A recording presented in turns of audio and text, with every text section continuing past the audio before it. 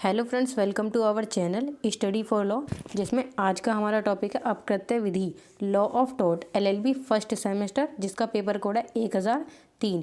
या फिर आप किसी और सेमेस्टर में हैं और उसमें अपकृत्य आपका पूछा जाता है तो ये आपके लिए भी उपयोगी है। हमारा आज का क्वेश्चन है अपकृत्य को परिभाषित कीजिए। अपकृत्य के अंतर्गत मानसिक तत्व की क्या स्थिति है। मानसिक तत्व को मन की स्थिति कहते हैं कि अपकृत्य के अंतर्गत मन की क्या स्थिति है, व्याख्या कीजिए। Define tort and explain the position of mental elements in tort. या फिर आपसे इस तरह से ही पूछ लेते हैं कि अपकृत्य को परिभाषित करें, उसकी मुख्य विशेषताओं को इंगित करें। Define tort and point out it's main characteristics. ठीक है, पढ़ते हैं अपना आंसर। अपकृत्य का अर्थ, मीनिंग ऑफ टॉर्ट। अपकृत्य का अर्थ है, अपकृत्य को दुष्कृति भी कहा जाता है। अपकृत्य को अंग्रेजी भाषा में टॉर्ट नाम शब्द से जाना जाता है। यह लैटिन भाषा के टॉर्टम शब्द से बना है। विधि की इस शाखा में विभिन्न अपकृत्य अथवा दोषपूर्ण कार्य सम्मिलित हैं। किसी व्यक्ति की ख्याति, रेपुटेशन को क्षति पहुंचाना, अर्थात मानहानि, डेफामेशन, छल, चीट, अपेक्षा, नेग्लिजेंस अपकृत्य के कुछ उदाहरण हैं। अपकृत्य को दो श्रेणियों में बांटा जा सकता है, आपराधिक अपकार और सिविल अपकार। अपकार का मतलब रॉन्ग होता है, यहाँ पे टॉर्ट ना लिख के आप रॉन्ग लिखना।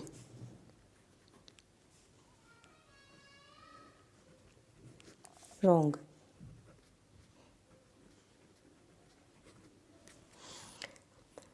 अपकृत्य को दो श्रेणियों में बांटा जा सकता है, आपराधिक अपकार, क्रिमिनल रॉन्ग, और सिविल को दीवानी भी कहते हैं। सिविल अपकार, सिविल रॉन्ग। आगे पढ़ते हैं। अपकृत्य सिविल दोष है। अपकृत्य एक सिविल दोष है। आपराधिक अपकार में अपराधकर्ता को दंड दिया जाता है, जबकि सिविल दोष में प्रतिवादी द्वारा वादी को क्षति के लिए प्रतिकर कंपनसेशन, प्रतिमूल्य, प्रतिकर को कंपनसेशन कहते हैं, का भुगतान करने के लिए कहा जाता है। जो अपकृत्य विधि है, अगर उसमें आप कोई आपराधिक कार्य करते हैं, जैसे कि आपने किसी के साथ कुछ गलत कार्य कर दिया, कोई अपराध कर दिया, तो उसके लिए आपको दंड दिया जाएगा। और अगर आप कोई सिविल कार्य करते हैं, यानी कि कोई सिविल रॉन्ग करते हैं, तो आपको सिर्फ क्षतिपूर्ति दिलाई जाएगी। किससे? प्रतिवादी से। प्रतिवादी कौन होता है? जिसने आपके साथ कुछ गलत किया है, वो है प्रतिवादी है, और वादी आप खुद हैं। दो ही होते हैं, एक वादी होता है, एक प्रतिवादी होता है। वादी वो होता है जो वाद करता है किसी पे, और प्रतिवादी होता है जिस पर वाद किया जाता है। ठीक है, कंपनसेशन का भुगतान करने के लिए कहा जाता है। फिर है अपकृत्य की परिभाषा। अपकृत्य की विभिन्न विधिवेताओं ने अपनी अपनी भिन्न परिभाषाएं दी हैं। सबसे पहले हमारे सामंड के अनुसार अपकृत्य एक सिविल दोष है, जिसके लिए निर्धारित नुकसानी के लिए कॉमन विधि के अंतर्गत कार्रवाई है, जो अबाध रूप से न तो संविदा भंग है और न न्यास भंग है। न्यास भंग और संविदा भंग को भी अभी हम आगे पढ़ेंगे।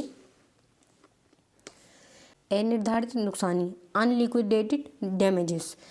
अनिर्धारित नुकसानी किसे कहते हैं? सामंड अपनी परिभाषा में बताते हैं कि अपकृत्य के लिए उपचार अनिर्धारित नुकसानी की कार्रवाई है।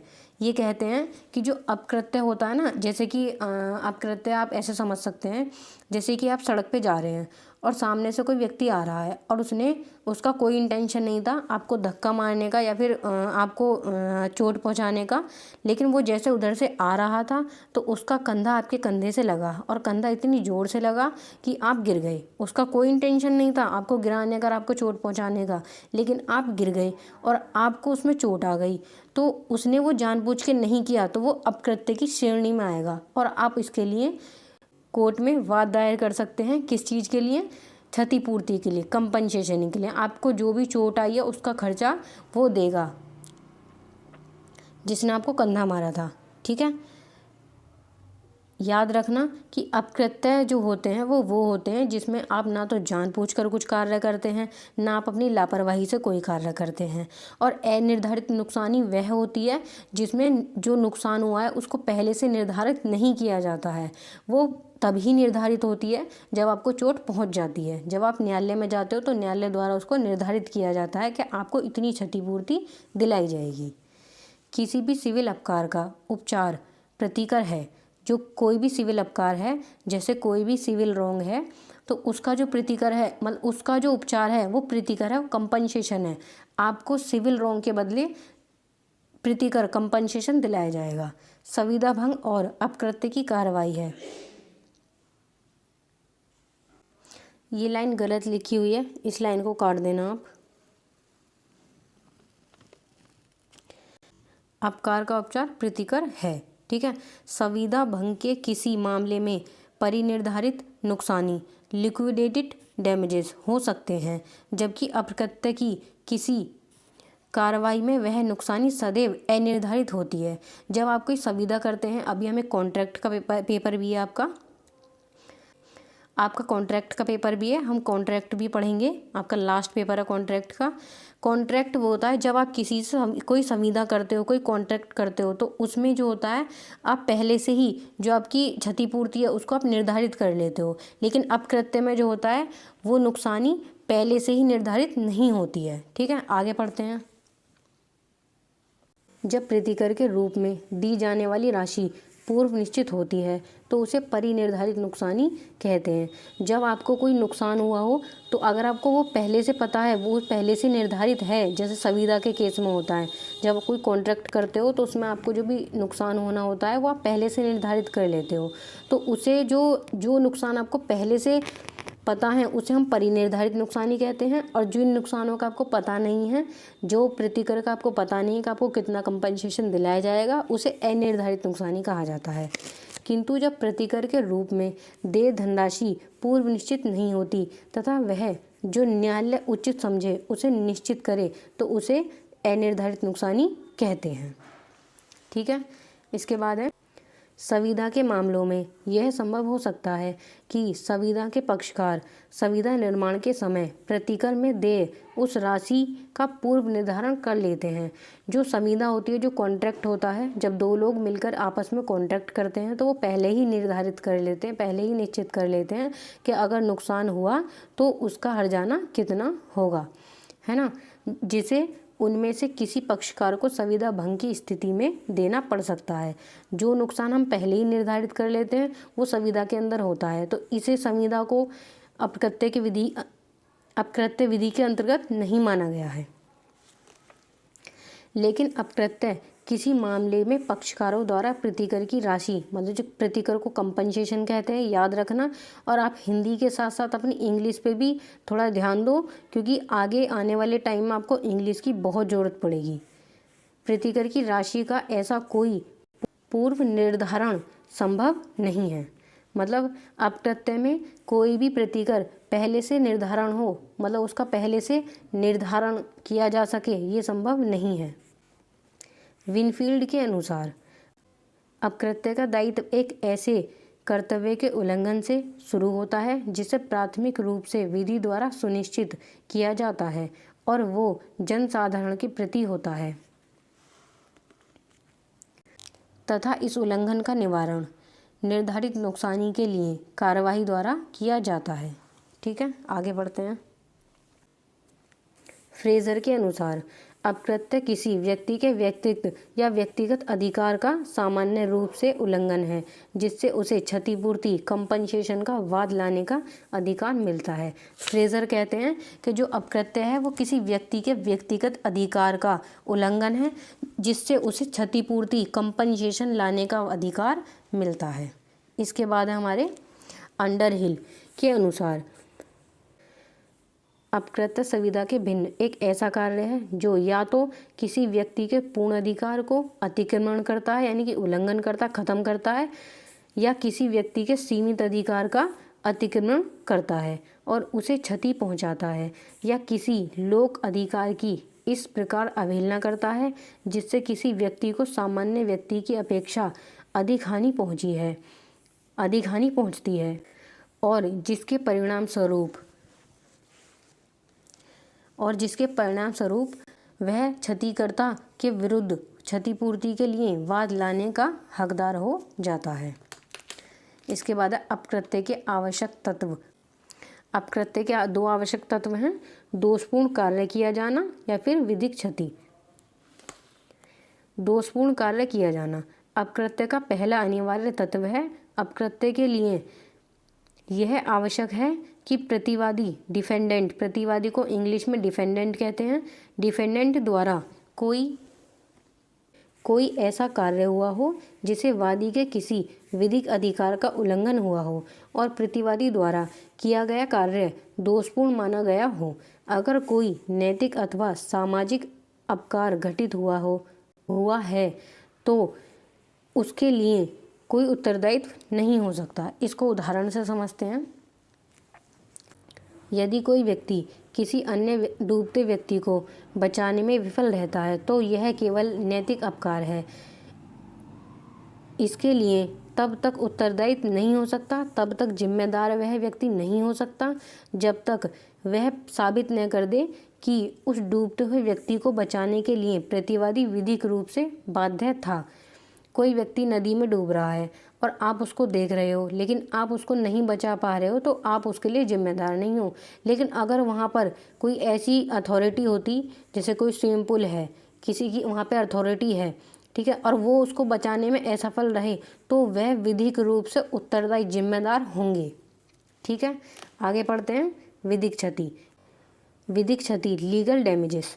यदि प्रतिवादी डिफेंडेंट के किसी कार्य से वादी प्लेंटिफ, वादी को इंग्लिश में प्लेंटिफ कहते हैं, प्रतिवादी को डिफेंडेंट कहते हैं। वादी प्लेंटिफ जो प्लेंट करता है, जो वाद करता है, और डिफेंडेंट जो अपने आप को डिफेंड करता है, जो अपने आप को बचाता है, को विधि क्षति हुई तो यह प्रतिवादी के विरुद्ध वाद ला सकता है। यदि वादी को कोई क्षति हुई उसकी गलती से, जो उसने जानबूझकर नहीं की है, तो वह उसके लिए वह क्षतिपूर्ति के लिए वाद ला सकता है। न्यायालय में वाद लाने के लिए केवल यह साबित करना आवश्यक होगा कि वादी को विधिक क्षति हुई है और वादी के किसी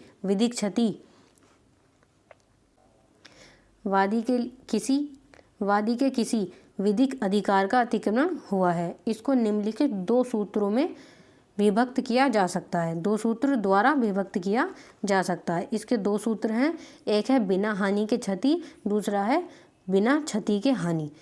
इंजूरिया साइन डेमनम और डेमनम साइन इंजूरिया, ये लेटिन मैगजीम है और ये बहुत इंपॉर्टेंट लेटिन मैगजीम है। इनको आप याद रखिएगा क्योंकि आगे तक ये आपके काम आएंगे। ठीक है, आगे पढ़ते हैं। विधिक क्षति के अंतर्गत सबसे पहले हम पढ़ेंगे बिना हानि के क्षति, इंजूरिया साइन डेमनम। बिना हानि के क्षति का अर्थ है कि वादी को विधिक क्षति हुई है और उसमें निहित विधिक अधिकार का उल्लंघन हुआ है, लेकिन उसे कोई हानि नहीं हुई है, तो भी वह वाद प्रतिवादी के विरुद्ध ला सकता है।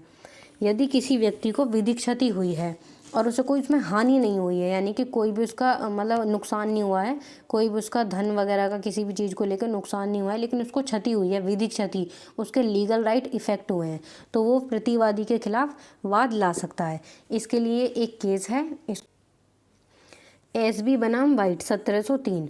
ये केस आप एग्ज़ाम में लिख कर आना और केस की वजह से सच में नंबर अच्छे मिलते हैं। ठीक है, केस के नाम को बड़ा बड़ा लिख कर आया करो, हाईलाइट करके आया करो कि आपने केस का नाम लिखा है। इस वाद में वादी को निर्वाचन इलेक्शन में मत वोट देने का अधिकार था। इस वाद में जो वादी था उसको इलेक्शन में वोट देने का अधिकार था, लेकिन उसे इस अधिकार से वंचित कर दिया गया था।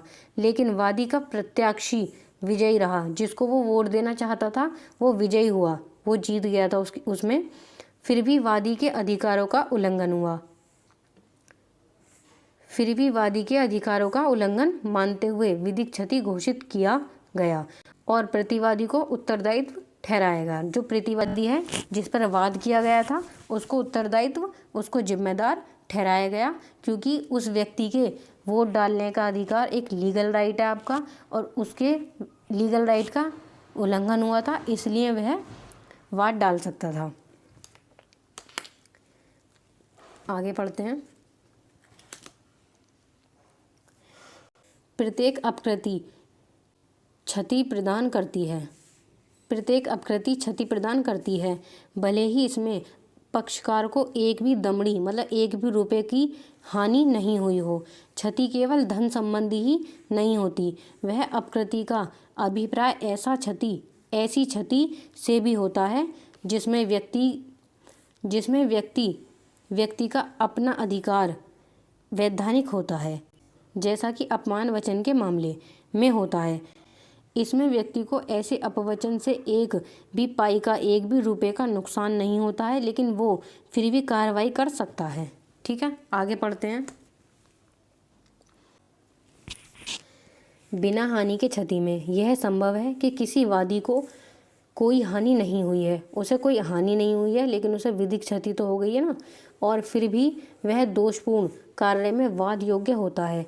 ऐसी स्थिति में प्रश्न उठता है कि वादी को कितनी क्षतिपूर्ति दिलाई जाए। ऐसे किसी मामले में नामात्र नुकसानी नॉमिनल डैमेजेस देने होते हैं, जैसे केवल 1 रुपया, बस इतनी ही क्षतिपूर्ति होती है, क्योंकि उसमें उसका कोई नुकसान तो हुआ ही नहीं है, उसको कोई हानि तो हुई नहीं है, सिर्फ एक उसके विधिक अधिकार वायलेट हुए हैं। ठीक है, इसके बाद है हमारे बिना क्षति के हानि, डैमनन साइन इंजूरिया। बिना क्षति के हानि और बिना हानि के क्षति, यह दोनों एक दूसरे के बिल्कुल विपरीत हैं, यह दोनों बिल्कुल अलग हैं एक दूसरे से। इसका मुख्य कारण यह है कि ऐसे मामले में किसी व्यक्ति के विधिक अधिकारों का लीगल राइट्स का अतिक्रमण नहीं होता है। जब तक कि किसी व्यक्ति के विधिक अधिकारों का अतिक्रमण उल्लंघन नहीं होता है, तब तक वह अपकृत्य का वाद व नुकसानी के लिए कार्यवाही नहीं कर सकता। जब तक किसी व्यक्ति के विधिक अधिकारों का उल्लंघन नहीं होगा, वो तब तक नुकसानी के लिए वाद नहीं कर सकता। वो सिर्फ तब नुकसानी के लिए वाद करेगा जब उसके विधिक अधिकार वायलेट होंगे। किसी व्यक्ति को कितनी ही आर्थिक हानि हो, पर वह वाद नहीं ला सकता, यही इस सूत्र का सार व अर्थ है। इसको उदाहरण से और समझ लेते हैं हम। उदाहरण, एक बाजार में कपड़े का व्यापार करता है और उसका व्यापार अच्छा चलता है। उसी बाजार में ख भी ऐसे ही कपड़ों का व्यापार प्रारंभ करता है, जिससे के ग्राहक कम हो जाते हैं और उससे आर्थिक नुकसान होता है। को आर्थिक नुकसान होता है। ख के विरुद्ध नुकसानी का वाद नहीं ला सकता, क्योंकि उसके किसी विधिक अधिकार का अतिक्रमण उल्लंघन नहीं हुआ है, लेकिन उसे आर्थिक हानि अवश्य हुई है। आगे पढ़ते हैं। बिना क्षति के हानि का ये केस है ग्लोसेस्टर ग्रामर स्कूल 1410 बाई BH 11। अब इसको छोड़ दो, बस केस का नाम याद रखना, ग्लोसेस्टर ग्रामर स्कूल। इस मामले में वादी एक स्थान पर अपना स्कूल चला रहा था। प्रतिवादी ने भी उसी स्कूल के पास अपना एक स्कूल प्रारंभ कर दिया, जिससे वादी स्कूल के कई विद्यार्थी प्रतिवादी के स्कूल में आ गए या प्रतिवादी के स्कूल में चले गए। इस पर वादी को अपने स्कूल चलाने के लिए शुल्क काफ़ी कम करनी पड़ी। जो वादी था उसको अपना स्कूल चलाने के लिए अपने स्कूल का शुल्क काफ़ी कम करना पड़ा, जिससे उसको भारी आर्थिक हानि हुई। वादी ने प्रतिवादी के विरुद्ध नुकसानी का वाद दायर किया। न्यायालय ने वादी का वाद खारिज करते हुए कहा कि प्रतिवादी को भी स्कूल खोलने का अधिकार था। उसके स्कूल खोलने से वादी के किसी विधिक अधिकार का अतिक्रमण उल्लंघन नहीं होता है। इस केस में कहा गया कि सभी को व्यापार करने का अधिकार है और प्रतिवादी के स्कूल खोलने से वादी का कोई भी राइट वायलेट नहीं हुआ है। प्रतिवादी को भी अधिकार है अपने स्कूल को खोलने का, स्कूल को चलाने का। और आप मुझे कमेंट करके बताना कि संविधान के किस आर्टिकल में व्यापार करने का अधिकार शामिल है। ठीक है, अब आगे पढ़ते हैं कि आप इस क्वेश्चन को एग्ज़ाम के पर्पज़ से किस तरह से रेडी कर सकते हो, इसके शॉर्ट नोट्स कैसे बना सकते हो। ठीक है, कृत्य का अर्थ एग्ज़ाम के लिए आप इस तरह से तैयारी कर सकते हो। अपकृत्य का अर्थ, सबसे पहले आप अपकृत्य के अर्थ को याद रखो। ये सारी हेडिंग है, इनको अच्छे से याद रखा करो, इनको अच्छे से याद रखना और एग्ज़ाम में हाईलाइट किया करो हेडिंगों को। अपकृत्य का अर्थ, उसके बाद अपकृत्य को 2 श्रेणियों में बांटा जा सकता है। पहली श्रेणी थी आपराधिक अपकार, क्रिमिनल रॉन्ग, अपकार का मतलब रॉन्ग होता है। फिर है सिविल दीवानी अपकार, सिविल रॉन्ग। इसके बाद है अपकृत्य की परिभाषा, अपकृत्य की परिभाषा लिखेंगे। फिर लिखेंगे सामान्य के अनुसार कि सामान्य अपकृत्य पर क्या कहा है। अनिर्धारित नुकसानी, जिस नुकसान को हम पहले से निर्धारित नहीं करते हैं वो अनिर्धारित होती है, और जो नुकसान पहले से निर्धारित होते हैं, जैसे संविदा के उसमें होते हैं, संविदा कॉन्ट्रैक्ट में होते हैं, उन्हें हम निर्धारित नुकसानी कहते हैं। जो पहले से निर्धारित होते हैं उन्हें परिनिर्धारित कहते हैं, और जो जिनका कोई निर्धारण नहीं होता है उन्हें अनिर्धारित नुकसानी कहते हैं। और अनिर्धारित नुकसानी न्यायालय द्वारा डिसाइड की जाती है। फिर है विनफील्ड के अनुसार, फिर है फ्रेजर के अनुसार, अंडरहिल के अनुसार अपकृत्य के आवश्यक तत्व, और फिर उसके बाद दोषपूर्ण कार्य किया जाना। विधिक क्षति, विधिक क्षति में 2 क्षति आती हैं। बिना हानि के क्षति, इसके अंदर एक केस है SB बनाम वाइट 1703। उसके बाद है क्षति बिना हानि, बिना क्षति के हानि। इसका एक उदाहरण भी मैंने दिया था, इसमें भी एक उदाहरण है और इसमें भी एक उदाहरण है, और इसका केस है ग्लोसेस्टर ग्रामर स्कूल। इसको इसी तरह से आप तैयार कर सकते हैं, लिख सकते हैं, और इसी तरह से आप इसको याद रख सकते हैं। उम्मीद है आपको ये अच्छा लगा होगा, आपको वीडियो अच्छी लगी होगी, और अच्छी लगी तो प्लीज़ कमेंट करके बताइएगा, ठीक है। और आप चैनल पे नए हैं तो चैनल को सब्सक्राइब कर लीजिए, और कुछ ग्रुप्स की डिटेल्स डिस्क्रिप्शन में मेंशन है, आप वहाँ से ग्रुप्स को फॉलो कर सकते हैं।